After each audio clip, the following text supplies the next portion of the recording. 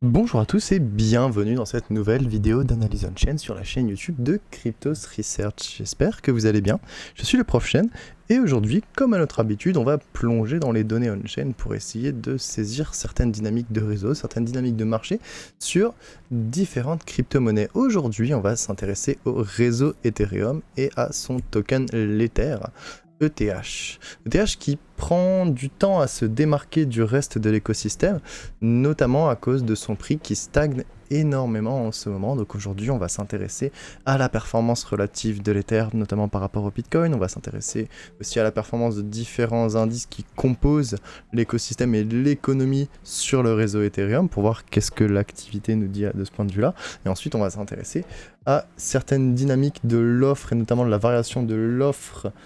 en circulation de l'Ether après le merge, parce qu'elle est censée avoir un impact sur le prix de l'Ether, et pour l'instant, on attend encore de voir. Mais avant de commencer cette analyse on-chain, on a un petit cadeau pour vous chez Cryptos Research, et pour la Saint-Valentin, vous pourrez donc offrir à votre partenaire ou à votre meilleur ami, ou à chaque personne qui vous est chère, un abonnement avec une réduction de moins 50% sur toute la gamme des produits de Cryptos Research. Dès que vous vous abonnez, que ce soit un abonnement mensuel ou un abonnement annuel, vous aurez une réduction de moins 50% sur la totalité de votre abonnement, pas seulement sur le premier mois. D'habitude, on offre des codes promo pour un mois qui vous permettent de tester le produit. Là, si vous prenez un abonnement sur un an, c'est la totalité de l'année qui sera à moins 50%. Donc 24,99 au lieu de 50 € par mois. En ce qui concerne l'abonnement mensuel, c'est une promo qui va durer 7 jours, du 14 février au 21 février, alors n'hésitez pas à faire plaisir à un de vos proches ou à vous faire plaisir en devenant membre de la communauté de Cryptos Research. Qu'est-ce que ça veut dire faire partie de la communauté Cryptos Research? Ça veut dire avoir accès à un espace premium avec une quantité de contenu pour les nouveaux, pour les intermédiaires, pour les experts, d'une qualité et d'une quantité, d'une richesse difficilement trouvable dans l'écosystème francophone, voire simplement impossible à trouver, à concurrencer, avec de l'analyse technique, de l'analyse fondamentale, de l'analyse on-chain, des airdrops, évidemment des lives toutes les semaines, des espaces où vous pouvez communiquer les uns avec les autres, des petits contenus flash histoire d'avoir de l'info rapide, des parcours pour ceux qui aimeraient en apprendre plus, des discussions. C'est un écosystème complet où vous êtes au contact d'une communauté bienveillante, très enrichissante, mais aussi d'experts de chacune des disciplines qu'on pourra vous proposer. Alors n'hésitez pas, testez notre produit et offrez-vous un moins 50% grâce à notre promo de Saint-Valentin. Sans plus attendre, on va s'intéresser rapidement à une petite analyse graphique de l'Ether qui finalement est en train de franchir les 2500 $, ce point de résistance qu'on a du mal à franchir. Manifestement, l'Ether, qui est en train de suivre le cours du Bitcoin, est en train de faire une petite poussée au-dessus de 2500, mais dans l'ensemble, on se rend compte que la performance relative de l'Ether, elle est relativement faible. On est encore à moins 50% de l'ATH. On a un prix qui augmente timidement, comparément au prix du Bitcoin, qui lui nous a donné des belles périodes de verticalité. À chaque fois que le Bitcoin monte, l'Ether derrière, il n'arrive pas à donner nécessairement une performance aussi importante que ce qu'on pourrait espérer. Et ça se voit notamment sur notre premier graphique qui est le ratio ETH-BTC, donc le rapport entre le prix de l'Ether et le prix du Bitcoin, qui nous permet de mesurer la dominance relative des deux actifs. Le ratio ETH-BTC qui mesure donc le rapport entre le prix de l'Ether et le prix du Bitcoin, donc la dominance de performance entre les deux principaux leaders de marché. Il faut savoir que du coup, même si l'Ether il a réussi à franchir les 2500 $, il peine à surmonter le marché de manière durable, clairement, même alors que certains altcoins sont déjà en hausse, comme notamment le Link ou le Solana qui ont eu des performances exceptionnelles, et l'Ether, lui, derrière, il est un peu en retard. Si jamais l'Ether voulait réaliser des performances plus importante, il devrait faire preuve d'une certaine force et attirer plus de capitaux que le Bitcoin. C'est comme ça qu'on verrait une hausse se manifester sur le ratio ETH-BTC qui nous indiquerait que l'Ether est en train de gagner en puissance. Mais pour le moment, cet indicateur, il parvient tout juste à se maintenir au-dessus du support des 0,05 qu'on teste depuis un moment. À chaque fois, on arrive à se maintenir pile à ce niveau-là, mais dans l'ensemble, on voit bien que le Bitcoin est en train de mener sa vie un peu sans l'Ether et que l'Ether a la difficulté à suivre. Il n'y a pas de signal de force particulier pour l'Ether en ce moment. Bien que si on regarde sur les derniers jours, on se rend compte qu'il y a eu une hausse du ratio ETH-BTC qui est quasiment monté à 0,6. En fait, contre toute attente, c'est l'Ether qui a le plus bénéficié de la propagation des ETF Bitcoin Spot, parce que quand on a eu la vente à partir du 11 janvier, du 11, 12, 13 janvier, correction sur Bitcoin, eh bien les capitaux ont circulé vers l'Ether, et à ce moment-là, le prix de l'Ether a surperformé Bitcoin pendant une très courte période. Donc à ce moment-là, il a pu avoir des capitaux qui fuyaient la correction de Bitcoin, qui ont donc ramené le ratio un peu plus haut, mais dans l'ensemble, on voit bien que la force relative de l'Ether face au Bitcoin est encore relativement peu importante aujourd'hui, et on n'est pas du tout dans des périodes de surperformance pour l'Ether en soi. Je vais maintenant sauter sur un graphique qui sera disponible exclusivement sur l'article rédigé sur le site de Cryptost, parce que en fait c'est pas un graphique qu'on peut reproduire dans les tableaux de bord ici, mais je voulais vous présenter rapidement aussi la différence de performance de différents secteurs qui sont JT en fait, qui habitent et qui coexistent au sein de l'économie de l'Ether, notamment le staking, la DeFi et la GameFi. Alors pour faire très simple, le secteur de la GameFi, il est représenté par les tokens Ape, Mana, Sanj et Engine. Le secteur de la DeFi et son indice, ils vont être représentés par les tokens d'Uniswap, AAV, Maker, Curve, Synthetix, Compound, Balance et SushiSwap. Donc tous les gros participants, tous les gros protocoles de l'écosystème de la DeFi. Et ensuite, pour le staking, on va avoir les deux plus gros protocoles pour l'instant, que sont Lido et Rocket Pool. Bien sûr, il y a aussi une narrative émergente au niveau des LRD avec le restaking, mais on observera ça au cours des prochaines semaines, vu que c'est encore quelque chose de relativement naissant. Maintenant qu'on a ces trois secteurs, on va être capable d'aller regarder un peu plus en détail, eh bien, est-ce qu'il y a un secteur qui surperforme un peu, qui se sent un peu mieux que les autres, que c'est le secteur du staking. Le secteur du staking qui s'est beaucoup mieux redressé au cours des derniers mois, notamment grâce à la narrative émergente du coup des LSD et bientôt des LRD. Donc le fait qu'on ait de plus en plus d'applications qui puissent user de la mécanique de staking pour sécuriser des réseaux, avoir des actifs qui sont quand même liquides derrière et aller chercher du rendement et sécuriser potentiellement d'autres chaînes. Donc ça c'est quelque chose qui est très très en vogue en ce moment. Et on voit que même si le staking a très très bien sous-performé pendant une bonne partie de la moitié de l'année 2022, eh bien il s'est progressivement repris et a dépassé la DeFi pour aujourd'hui avoir une performance de moins 32% seulement vis-à-vis de l'indice de référence qu'est l'Ether, donc c'est quand même relativement honnête vu les périodes de reprise qu'on est en train de visualiser en ce moment. Le secteur de la DeFi, lui, il se stabilise, il fait des plus hauts de plus en plus bas, enfin de plus bas de plus en plus haut, pour ainsi dire, depuis quelques temps. Donc on voit qu'il est en train de se stabiliser et potentiellement de repartir. Donc il y a eu des entrées notables de capitaux sur AAV, Curve et Compound en ce moment qui font que l'indice est quand même dans des performances qui sont négatives vis-à-vis de l'indice de référence de l'Ether, avec une performance globale de moins 57%, mais dans l'ensemble on s'en sort quand même pas trop mal et il pourrait avoir une préparation de reprise d'ici peu. Par contre, le secteur de la GameFi, lui, il affiche encore une performance, une sous-performance même très très peu attrayante, avec un gros moins 83% sur l'ensemble des tokens qui composent la GameFi. Et donc ça, c'est pas très très positif pour l'instant pour cet écosystème, dans le sens où il n'a pas encore réussi à retrouver suffisamment de force et à attirer l'intérêt des investisseurs et des participants. La hype du play to earn, du pay to earn, pour l'instant elle est pas mal retombée et on a du mal à voir les tokens liés à la GameFi repartir à la hausse, malgré le fait qu'on ait une reprise de marché depuis 2023 et que l'Ether et le Bitcoin ont quand même eu des performances relativement intéressantes au cours de la dernière année. Et bien la GameFi,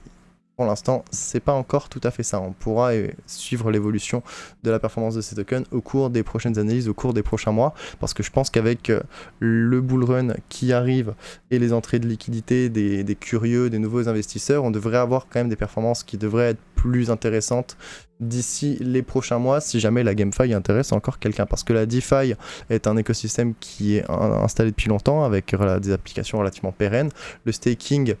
c'est simple, depuis que l'Ether est passé en Proof of Stake, c'est quand même une des narratives dominantes avec beaucoup d'applications, alors que la GameFi derrière, je dis pas que c'est pas intéressant du tout, je dis juste que pour l'instant les investisseurs n'ont pas l'air d'être forcément très très intéressés, et les prix se reflètent de ce point de vue là. Donc ça c'était pour la performance de l'Ether et des secteurs de l'écosystème de l'Ether. Maintenant on va s'intéresser aux dynamiques post-merge de l'offre en circulation, et pour ça il faut aller comprendre un peu notamment les mécanismes de l'EIP 1555. Donc l'évolution de l'offre de l'Ether après le passage au Proof of Stake et sa réduction via le mécanisme de l'EIP 1555, c'est une des améliorations qui était le plus médiatisée. Dans l'ensemble, l'EIP 1555 permet, quand il y a des grosses périodes d'activité sur la chaîne d'Ethereum et notamment des grosses quantités de frais qui sont payés pour les transactions, eh bien, de voir ces frais de transaction être non pas versés, mais être brûlés, être envoyés vers une adresse morte, inutilisable, et donc ils sont ainsi retirés de l'offre d'une certaine manière, ou du moins de l'offre liquide. Ils sont retirés vers un wallet qui est absolument illiquide, dont ils ne pourront jamais bouger. Donc on peut dire que ces wallets, même ces tokens, pardon, Ether qui ont été payés en frais, même s'ils ont été dépensés, eh bien ils ne pourront plus jamais être dépensés. Donc ça permet de diminuer le nombre d'unités d'Ether en circulation, et notamment du coup disponibles à l'achat, et c'est censé provoquer un choc de l'offre, parce que s'il y a de plus en plus de demandes pour un token, mais qu'il y a moins en moins d'offres pour ce même token, mécaniquement ça apporte une pression haussière sur le prix de l'Ether. Donc ça c'est une dynamique qui tient la route sur le papier, même si nombreux ils attendent encore de voir que cette théorie se réalise en soi. Cependant, on se rend bien compte que le taux d'inflation net de l'Ether, qui a du coup été vraiment diminué depuis qu'on est passé au merge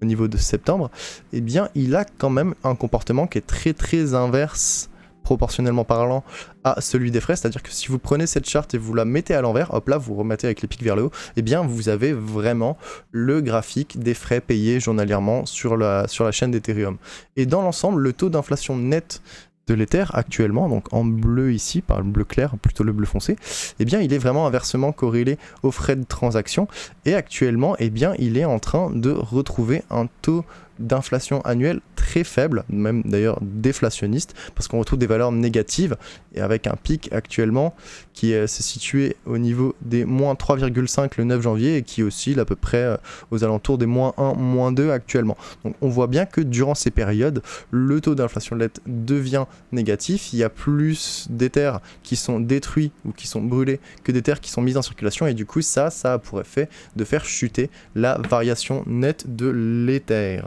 Ce qui du coup devrait potentiellement, si on suit la logique la logique du narratif de la scarce money sur Ether, ça devrait impacter les prix à la hausse à un moment ou à un autre. Et on se rend compte, avec le dernier graphique, la variation nette de l'offre d'Ether post-merge, qu'on a bien quelque chose de très très similaire à ce qui colle avec la théorie, et en soustrayant l'offre émise et l'offre détruite du coup en vert et en rouge depuis le merge, on peut mesurer la variation nette de l'Ether depuis le passage au Proof of Stake, et il apparaît que l'offre est bel et bien en chute, mais aussi que ça a accéléré récemment, c'est à dire qu'avec la hausse du prix, il y a aussi eu une augmentation de l'activité sur la chaîne d'Ethereum, et ça a amené plus de frais à être brûlés, donc à être retirés de l'offre, et il y a eu plus d'Ether qui ont été brûlés que d'Ether qui ont été émis. Dans l'ensemble, depuis le merge, on a à peu près 2,4 millions Ether qui ont été brûlés, avec 1,7 million qui ont été émis, ce qui nous donne une position nette d'à peu près moins 700 000 Ether, donc l'offre elle a bien baissé, avec un nouveau record qui se situe à peu près à moins 726 000 Ether actuellement. On voit bien que l'offre elle a eu une période de baisse assez importante, puis ensuite elle a à nouveau eu une période de hausse légère. On avait fait un article pour se demander si l'offre d'Ether n'était pas en train de redevenir inflationniste, et manifestement elle est repartie à la baisse, et là on est en train d'avoir des nouveaux records. Donc dans l'ensemble il est légitime de penser que cette stratégie elle va fonctionner, mais pour l'instant l'impact potentiel sur le prix de l'Ether il laisse encore à se faire désirer, parce que comme on l'a dit plus tôt, les performances de l'Ether, notamment vis-à-vis de Bitcoin, eh bien elles sont encore relativement faibles. Donc dans l'ensemble on se retrouve avec des mécaniques de marché qui sont censés être très très bullish pour l'Ether, mais on attend encore de voir est-ce qu'elles vont vraiment se manifester ou pas. Finalement, les données de cette semaine, elles suggèrent que l'Ether, il peine encore à surmonter, à surperformer le Bitcoin et le marché dans son ensemble. Et même si certains indices de différents secteurs de l'écosystème Ether, ils sont encore en retard sur l'Ether, eh bien ces derniers il n'arrive pas encore à sortir son épingle du jeu, à sortir du lot pour le moment, et les secteurs en soi ils sont en train de prendre